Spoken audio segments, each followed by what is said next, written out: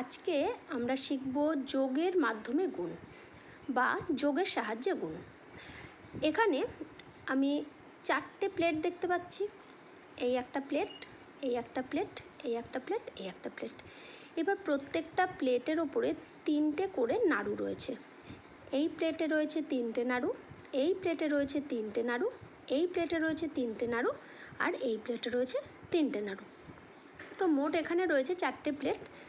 এবার যদি তোমাকে বলা হয় যে মোট কতগুলি নাড়ু রয়েছে, তাহলে আমরা কিভাবে যোগের মাধ্যমে কিভাবে বের করতে পারি? এখানে কটা নাড়ু রয়েছে? 3টে নাড়ু, লিখলাম 3। আবার এখানে রয়েছে 3টে নাড়ু, 3 লিখলাম। এখানে রয়েছে 3টে নাড়ু, 3 লিখলাম। আবার এখানে রয়েছে 3টে নাড়ু। তাহলে কত হলো? 3, 3, 6 আর 3, 9, 9 আর 3, 12, 12টা। এবার এটা আমরা কি করে বের করলাম? যোগ করে বের করলাম। এবার এটাকেই আমরা যদি গুণ করে বের করি, কীরকম হবে? তখন আমাদের আগে দেখতে হবে কটা প্লেট রয়েছে। কটা প্লেট রয়েছে? এখানে 4টে, তাই লিখলাম 4।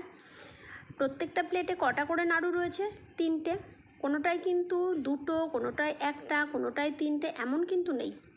প্রত্যেকটাতে সেম নাড়ু রয়েছে, অর্থাৎ প্রত্যেকটাতে 3টে করে নাড়ু রয়েছে, তাই আমরা এখানে লিখব 3। তাহলে 4 ঘরের নামটা আমরা যদি গুনি, 4 একে 4, 4 দুগুণে 8, 3 4এ 12, তাহলে 12।